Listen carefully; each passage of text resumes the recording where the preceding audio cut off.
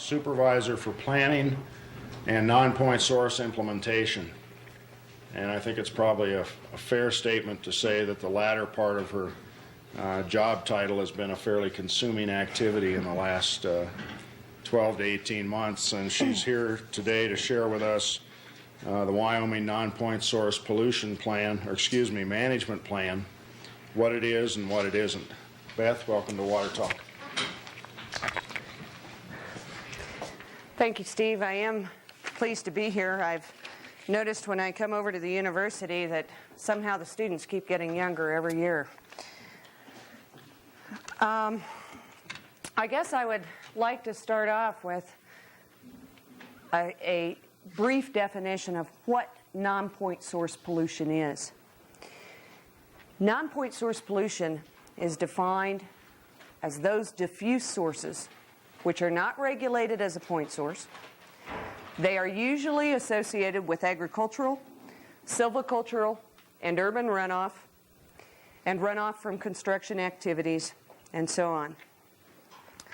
Such pollution results in human-made or human-induced alteration of the chemical, physical, biological, or radiological integrity of water.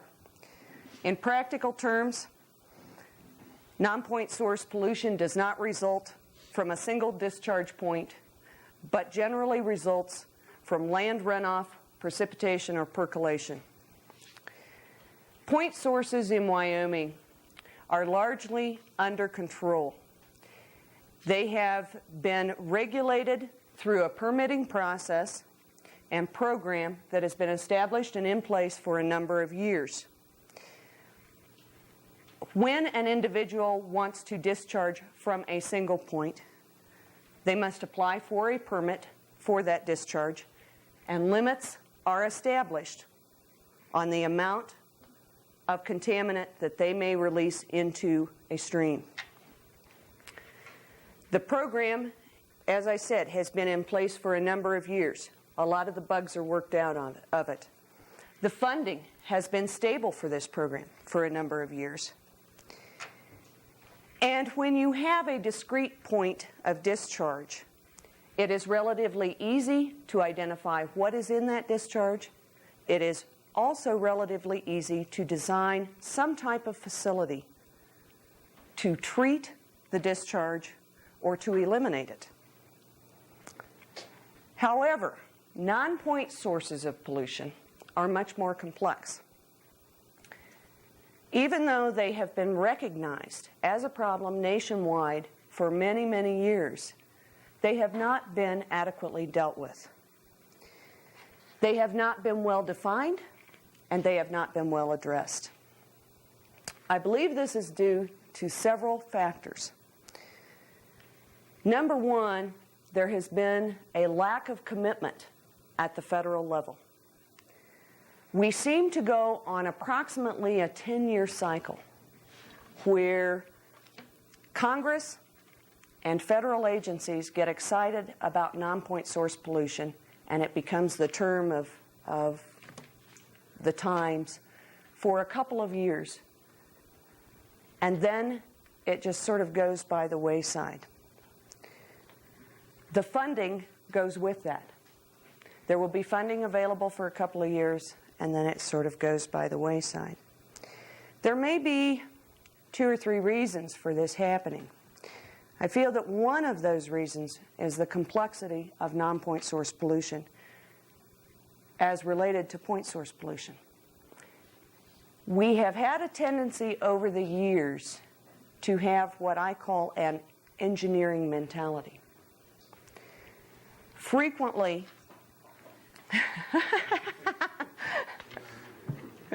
see, it's your fault.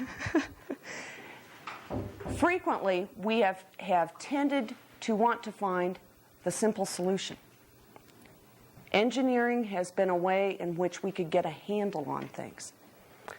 With non-point sources, however, we're not dealing with an engineering solution necessarily. Now, in some situations we can. But we are dealing with all kinds of factors. Precipitation, not just the amount, but how it occurs. Soil type, slope, biological factors, the microbes in the soils, vegetative factors. What's our vegetative cover? How is it being utilized? And perhaps one of the other issues which makes nobody really want to deal with non-point source is land use. And I even noticed an article in the Casper Star the other day talking about the political ramifications of getting involved in land use issues. But non-point sources are the result of the ways in which we utilize our lands. Whether we are talking about construction of roads, harvesting timber, agricultural activities, construction of subdivisions, non-point sources are the result of the ways in which we use our lands. Anytime anyone starts talking about regulating land use, people get their hackles up. They become very concerned. They become very fearful. They are afraid for their property rights. They are afraid that somebody is going to take away from them the ability to utilize the land that they own in the way that they want to utilize it. Whether that is an actual, real concern or whether it is a perceived concern, it is still there. In the 1970s, there was a Clean Water Act program entitled 208. It was known as Water Quality Management Planning. The goal of the what we call the old 208 program, because we're no longer working so much with 208, was to identify all of the sources of waste and water quality concerns in a given area. And Wyoming was in that process in the late 1970s. Another goal of the program was to identify political and institutional frameworks for dealing with managing wastes. That was done, excuse me, that program was completed. I think the last one came in right around 1980. And there's some excellent information available in some of the old 208 plans.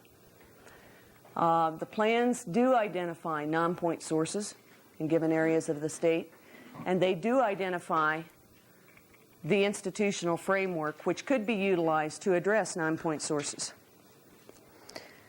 But unfortunately, like many plans, when the funding isn't there, and when the political backing isn't there, and when the regulatory backing isn't there, they got put on a shelf, and they got largely ignored for the next 8 years. In 1987, Congress amended the Clean Water Act, and they put in new requirements. They put in a section called 319, which is non-point source pollution control. That section was placed into the Act because over the last 8 or 10 years, when we had been quite inactive nationwide on non-point sources, more and more people began to realize that the tools were there, the funding was there, the processes were there to deal with the point sources, but they were not there to deal with the non-point sources. And that non-point sources of pollution are one of the last remaining areas that really have not been well defined or well addressed throughout the entire nation. Last year, the Department of Environmental Quality decided to move on the non-point source program.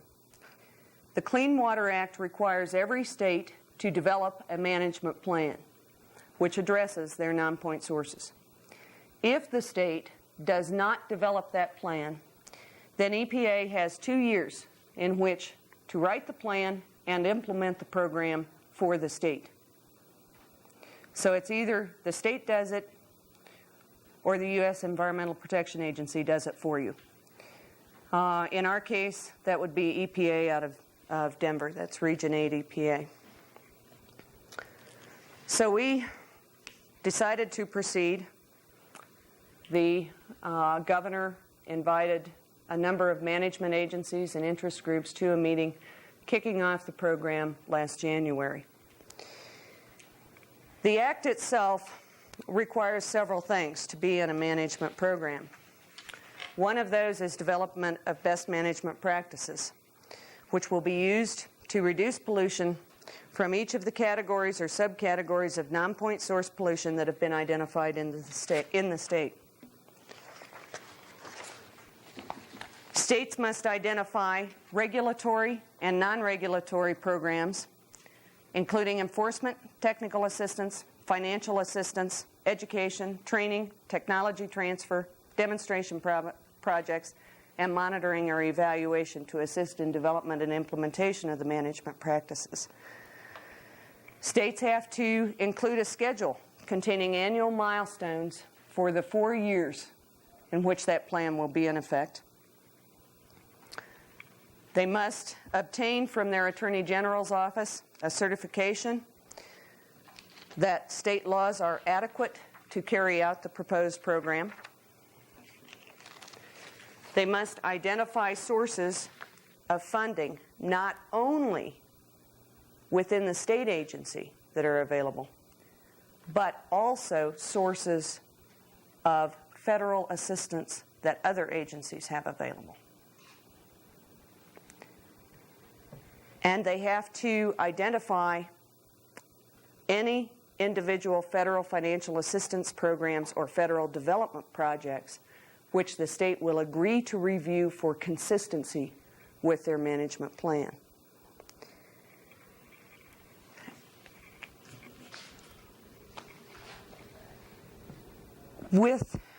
Within the state of Wyoming, we have basically done this portion. We have a draft management plan. But our feeling is that we should not have developed that plan. We did not develop the plan only to meet a federal requirement to prevent the Environmental Protection Agency from coming in. There is an actual, real need for programs to control non-point sources of pollution. And I can give you a couple of examples. There are a couple of Midwestern states who have intensive agricultural areas who have been very concerned about what the impacts might be long-term of their agricultural practices. I was at the National Governors Association meeting on agricultural chemicals last spring. 2 states identified that in 30% of the wells that they have tested in agricultural areas, the water is no longer potable. In many areas across the country, reservoirs are filling with sediment at an accelerated rate, reducing water storage capacity and impacting recreational use. Public water systems across the country face increased water treatment costs as a result of non-point source pollution. And in 2 cases, 2 communities in the last 2 years have faced outbreaks of a protozoan parasite that's common in cattle, including in Wyoming, but had not been found in humans before. And there is not a treatment for it. Most healthy people recover. However, those with immunodeficient problems tend to die. So there have been 2 communities, one in Texas, one in Georgia. Both of those community water systems were in watersheds where there was extensive cattle industry activity. The city of Cheyenne, about 6 years ago, 8 years ago, approved a development north of town, a subdivision north of town. And it was kind of an extension on an existing subdivision, but it went up this hill. The developer came in and stripped the entire hillside. And with some amusement and sadness, I watched the front end loaders come down the streets and try to find where the fire hydrants were. They were under 4 feet of mud. In Torrington, we currently have problems with nitrates in the groundwater. Heavy agricultural area. We aren't certain if that's a natural background situation. We aren't certain yet anyway, or if it's application of fertilizers over a long period of time. Hopefully a study can soon at least identify the source of that. Haggerty Creek, 4 miles of prime trout stream in Wyoming that's been totally lost due to copper drainage from a mine. And in Laramie, petroleum products entering the Laramie River through the stormwater system, storm sewer system, that originally came from most likely underground storage tanks. We do have problems in Wyoming. We have non-point source problems almost everywhere you look. And there is a need to address those problems. What does the management plan in Wyoming really do then? First of all, it provides a management structure. In the past, we have been very lax in working with the federal agencies, with other state agencies, with local agencies, to determine who's doing what. We really have not done a very good job of defining what the roles and responsibilities are of each of these agencies so that we don't have duplication of effort and so that things are not slipping through the cracks. So one of the primary concerns in the non-point source plan was to ensure that, in fact, we identified who was going to do what and outlined a process to work together so that when we do identify problems, we have a mechanism for dealing with those problems. The non-point source plan also defines various practices, best management practices that are potential for use by the public in controlling non-point sources. In the short amount of time that we had available, we did not address all sources. We attempted to address rangeland and grazing management practices, silviculture, and urban runoff. We put together a schedule to address underground storage tanks, irrigated, non-irrigated cropland, and a whole variety of other activities, including mining, road construction, highway construction, hydrologic modification. It's a massive job to put these things together, and we're just going to have to knock off activities as we can, as time allows. The non-point source plan for Wyoming is not a regulatory plan. It is not a regulatory document. It does not force anyone to do anything.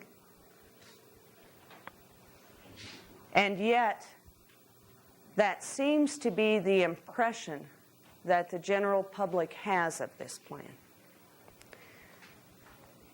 The plan merely puts together the management structure, the ways in which we work together, and provides guidelines to agencies and to the public for dealing with non-point source pollution. We held a public meeting on the management plan in September.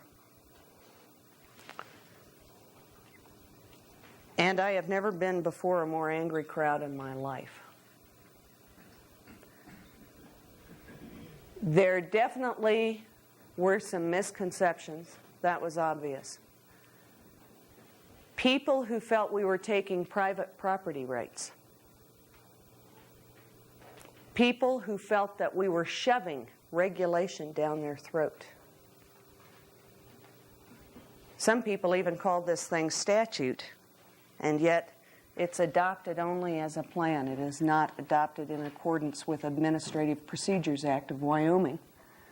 which very clearly outlines how you would adopt any kind of regulation. It's a difficult task we have ahead of us in trying to gain the understanding of the general public that this is not being forced down their throats. That, in fact, it is to be utilized as a guideline. It is to be utilized as a management tool.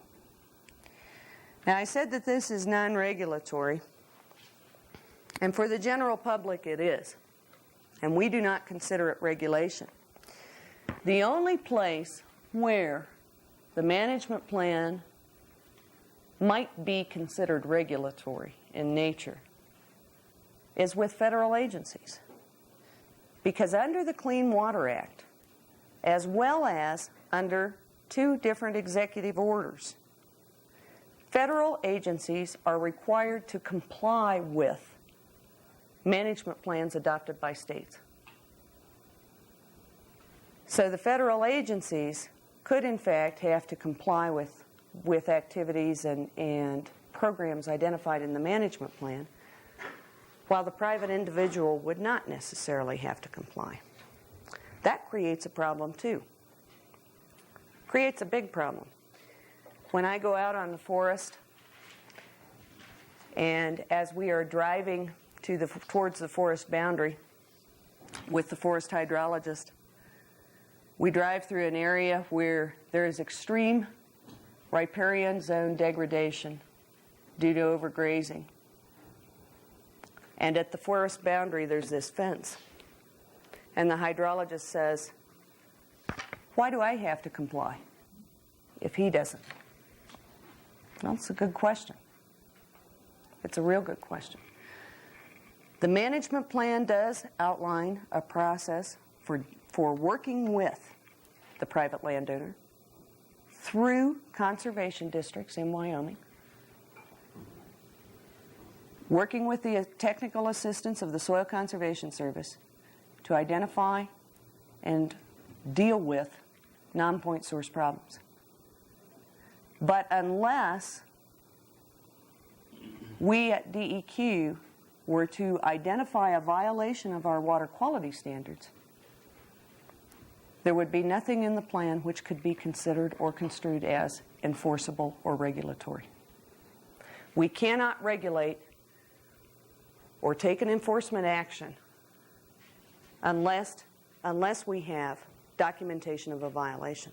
Now, documenting non-point source problems in some cases is very easy, and in some cases it's very difficult. To give you an easy one, if a timber sale is going on the forest and a road is being built across the side of the mountain and the road falls into the creek, you can take a turbidity reading above and below and you've got your violation.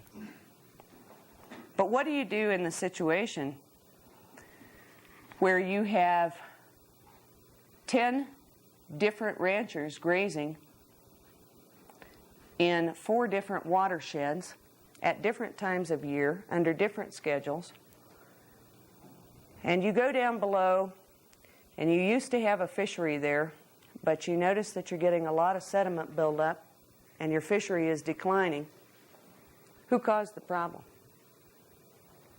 Or was it, in fact, a timber sale up there on top of the mountain? Or was it maybe that nice little subdivision that built up of weekend cabins right in the middle of the riparian zone that started causing the problem? Or was it the new highway that went in? It's a little tough. So regulating non-point sources could be a very, very difficult situation. And we are taking a voluntary approach. We are taking the approach of going with education, public information, working through local management agencies, such as the conservation districts. There's 35 of them, I believe, in Wyoming.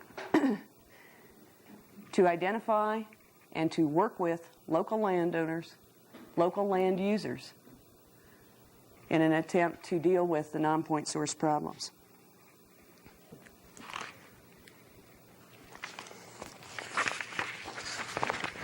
On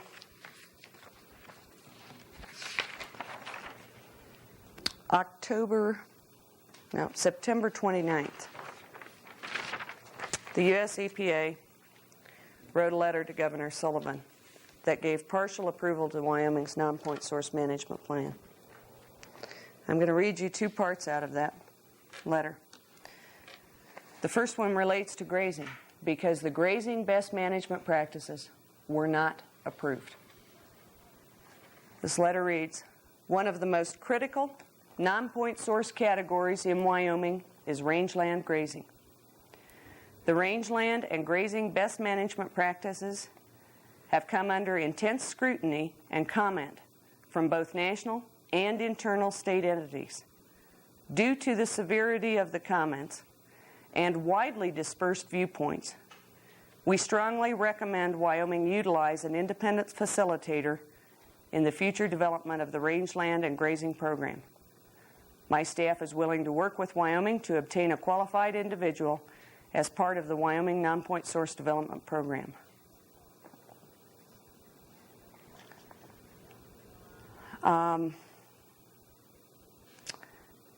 I guess I should read the next sentence. "My staff has discussed this concept with Wyoming Department of Environmental Quality staff, and they agree that an individual with no ties to the Wyoming program or EPA would reduce suspicion and encourage a working atmosphere.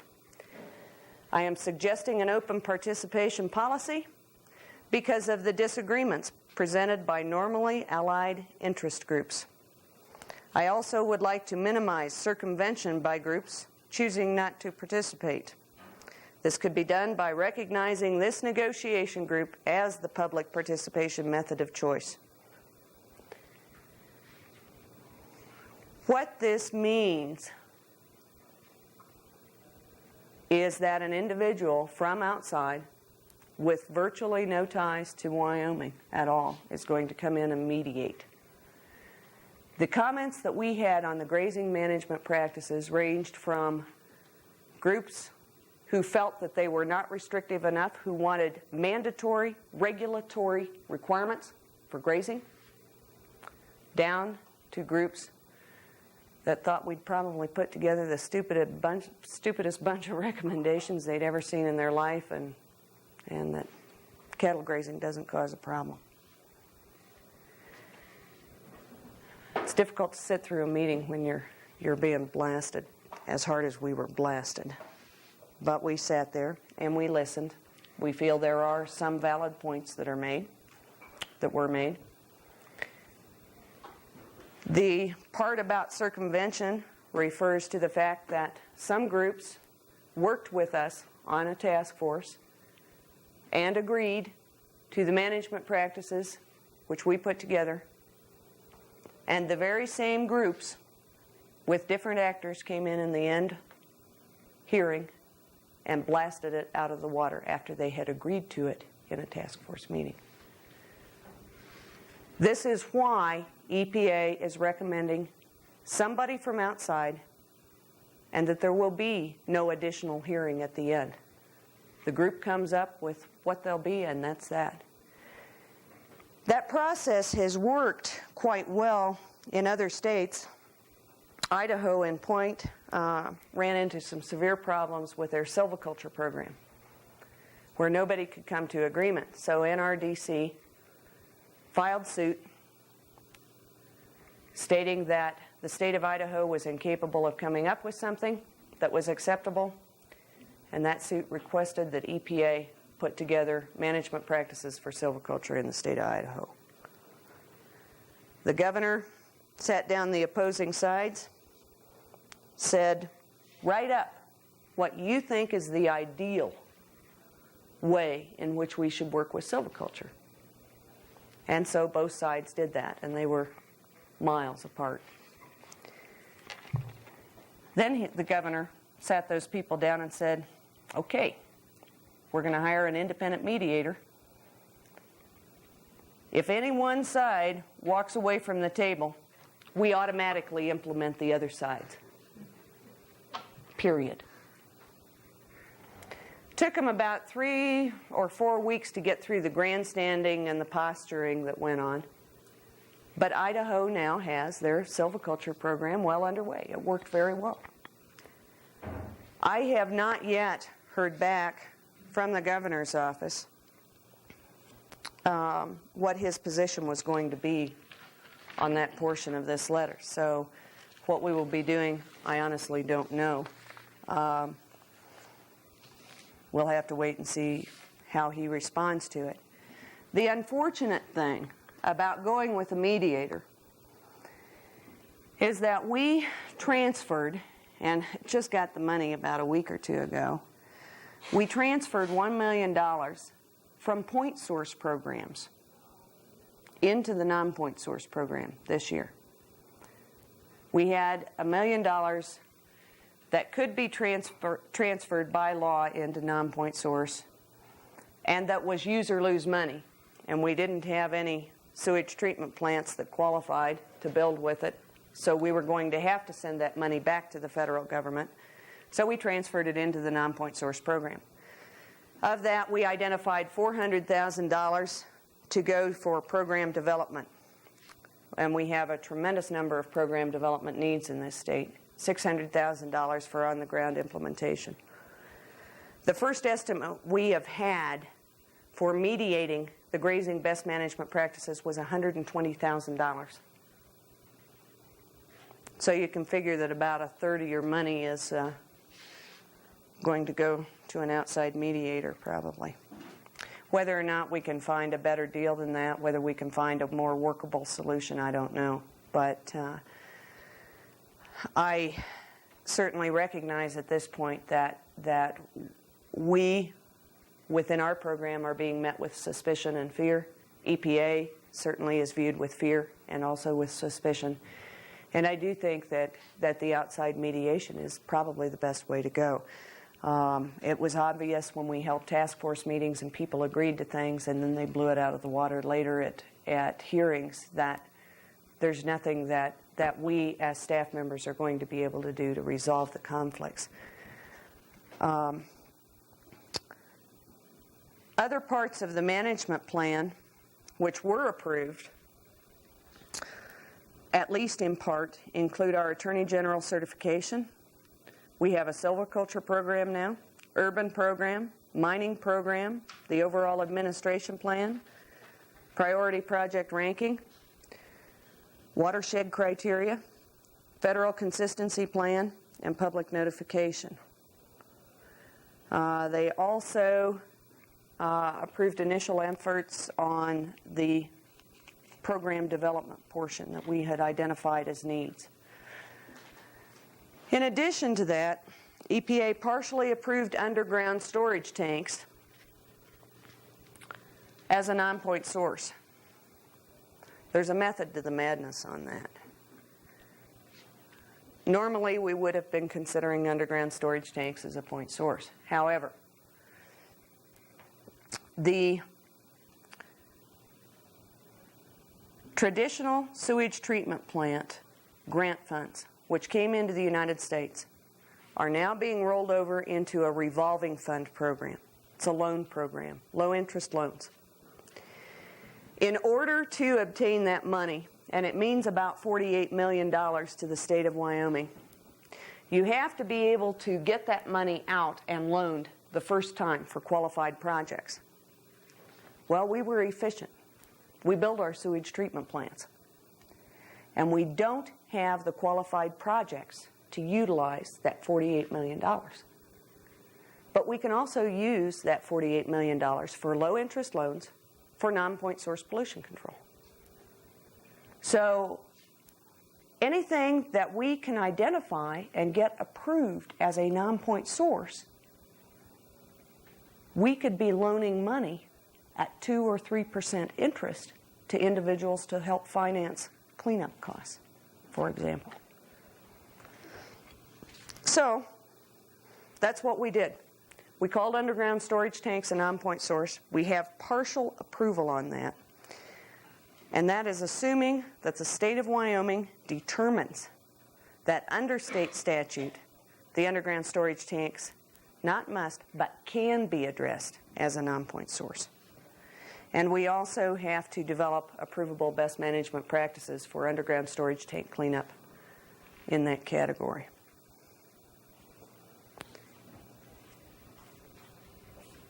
We have, from the time that we receive the final EPA comments, we have 90 days in which to rewrite the management plan. This is the official 2-page letter to the governor. EPA always sends the governors of the states nice little 2-page letters that sound okay, and then they turn around and send the state staff 50 pages of comments, which we have to address in 90 days. We know it is under 55 pages. They told us that it was shorter than Utah's. Utah got 55 pages. We know that it's more than Montana, who got 35, so I'm figuring about 50 pages worth will come in. We have not received those comments yet, the specific comments. Once we receive those, we are going to be scrambling. We will have 90 days in which to respond to everything in there, and some of the things which will be in there is develop an entire new category of best management practices. So it's going to be a rugged time once those come in. We intend to continue to work with any interest groups, any public agencies. We hope that we can continue to emphasize the non-regulatory nature of this program and perhaps alleviate some of the fear that has been expressed.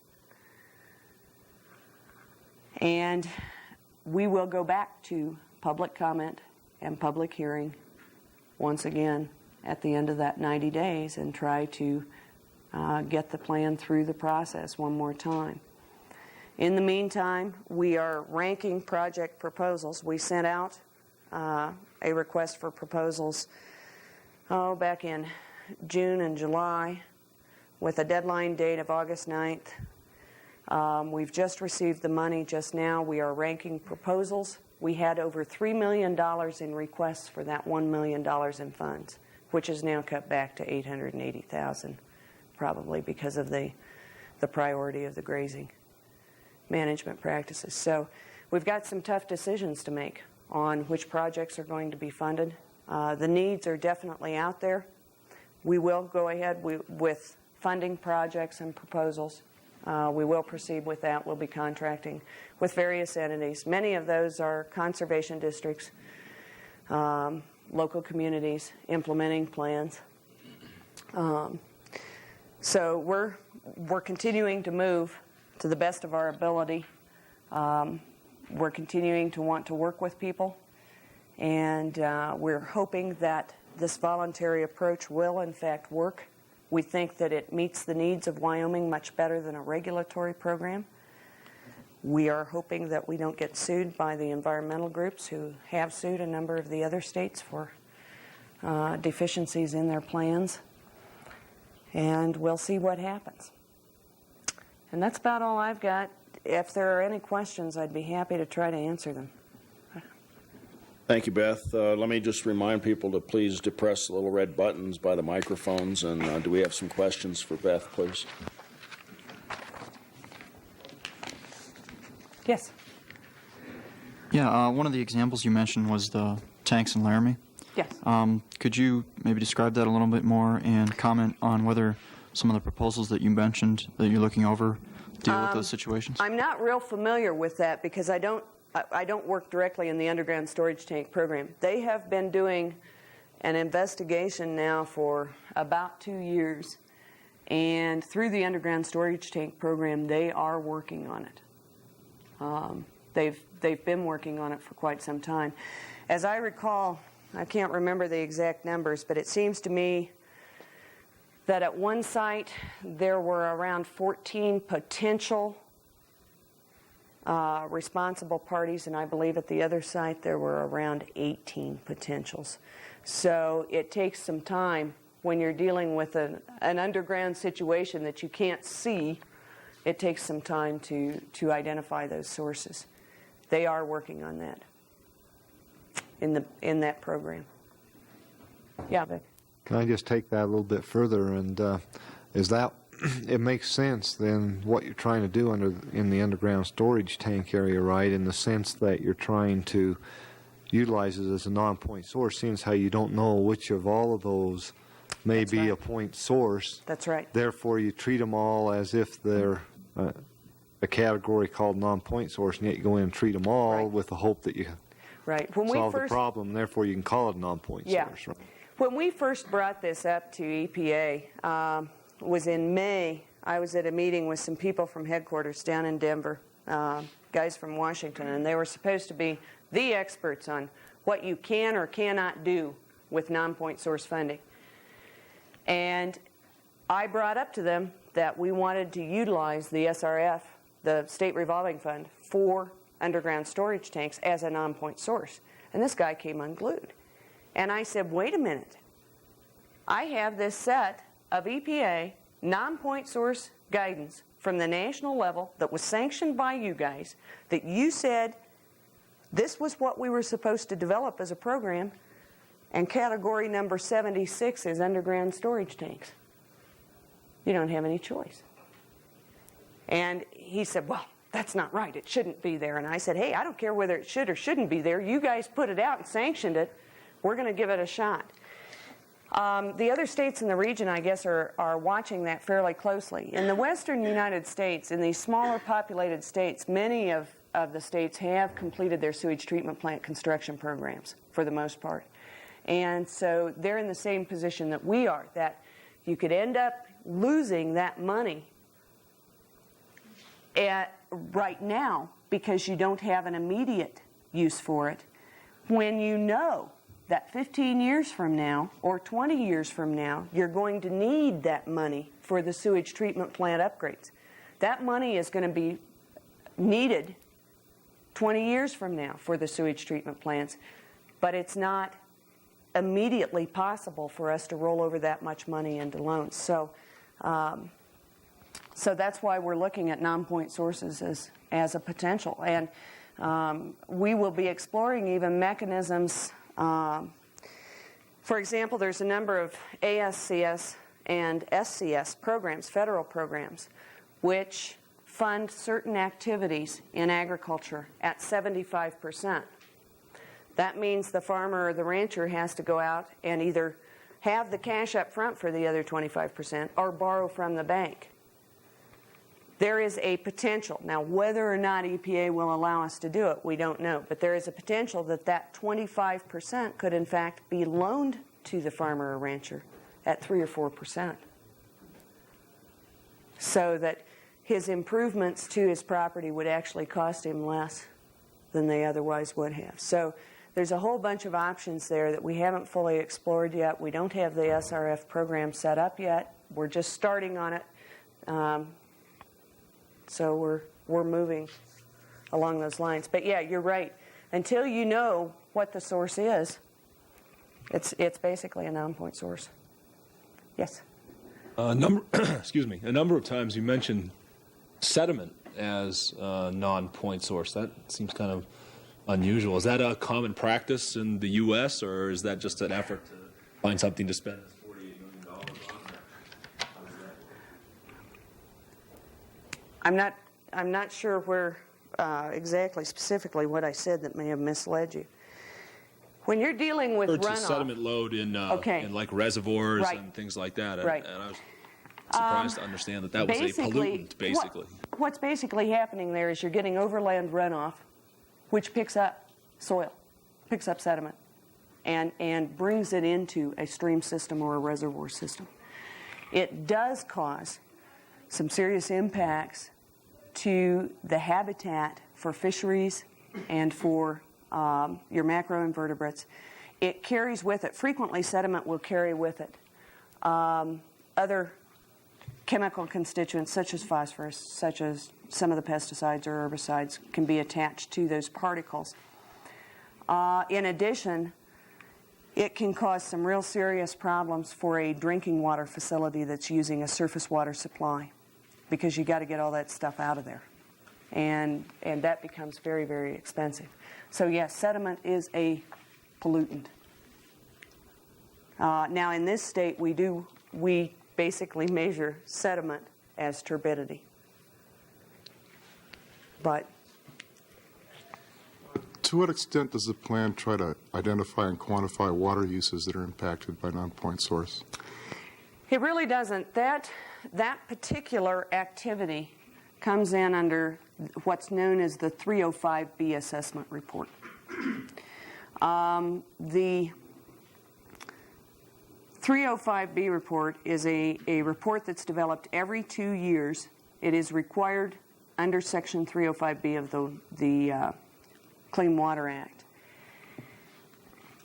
And that assessment identifies what stream segments are impaired and what ones are not, from what types of uses. Now, that's not to say that certain of the activities within the management plan that are identified within the management plan would not do just that.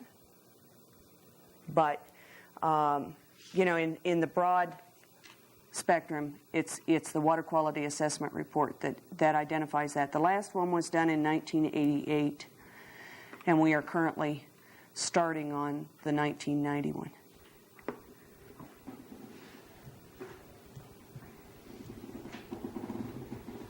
Beth, would it be fair to ask you to encapsulate the recommended best management practices for grazing, since they were somewhat controversial? I would rather not do that. I really would rather not do that. Okay, if you don't want to do that, then how about telling us which agencies, which private groups, and which organizations were involved in the task force, and which of those objected, not specifically, but in general groups, user groups, environmental organizations, federal agencies? Okay. I'll tell you who was involved.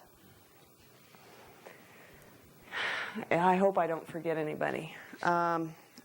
We invited the Wyoming wool growers, the State Grazing Board, the Wyoming Association of Conservation Districts, the Farm Bureau, the University of Wyoming, Wyoming Wildlife Federation, Outdoor Council was invited. I'm trying to think, I'm missing a couple. Stock growers, Forest Service, BLM, Soil Conservation Service, Game and Fish, Wyoming Game and Fish Department, Department of Agriculture, Wyoming Department of Agriculture. I can't remember any more that we added than that. The Game and Fish Department, the Wyoming Department of Agriculture, the Wyoming Oil and Gas Commission, and the Wyoming Wildlife Federation and the Outdoor Council supported us basically with what we had.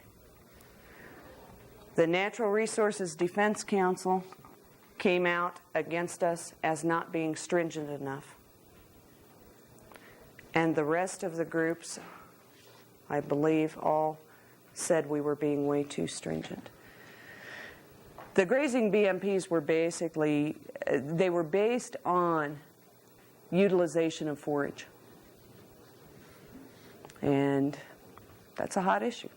When you start to sit down and quantify that you need to utilize only a certain % of the forage, otherwise it doesn't come back,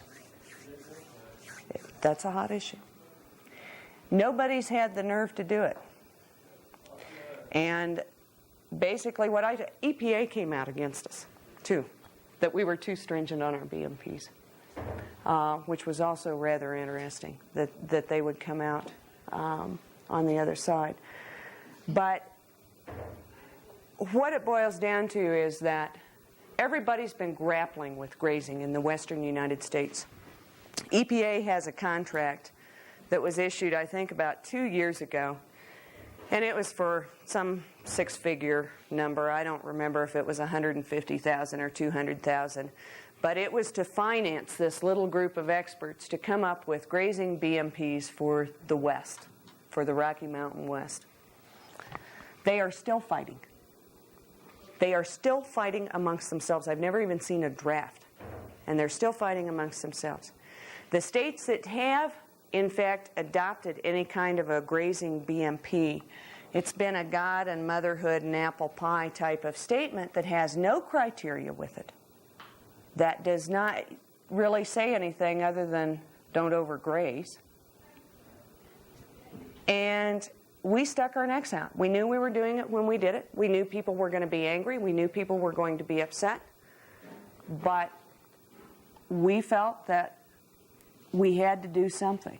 We had to say something. And there was no sense in glossing over the problem. Grazing is identified as the most widespread source of non-point source in Wyoming. It's identified. It was identified in the 1988 assessment report. So why should we hide our heads in the sand and pretend it doesn't exist? And yes, it upsets people, but we aren't telling anybody that they absolutely have to use this. We are not telling people that they are required to use this. We are telling them if we happen to document a violation, they are going to have to do something, but they don't necessarily have to do what's in the plan. If somebody wants to build a 4-foot high dike all the way around their property so that that sediment does not move downstream and impact somebody else, that's their prerogative. If instead they want to go with some grazing systems, some changes in management, then that's fine too. But they are not required to live with what we've put together as absolutes. That has to be tested out on the ground. What works in one area isn't going to work in another area of the state. You've got too many different factors in every other area of the state. You can't cookbook it. You can give some general guidelines and you can say, okay, here's the criteria. Let's try it and see if it works. But we couldn't get that far, so we aren't quite that far. We'll see what comes out of mediation, I guess. There have been several recommendations made for who the mediators will be. My understanding is that EPA is going to come up with a list of about 30 potentials that they're willing to buy off on. And so we'll see what they come up with. Did that answer that at all, or? Any other questions for Beth? Well, thank you for an informative presentation.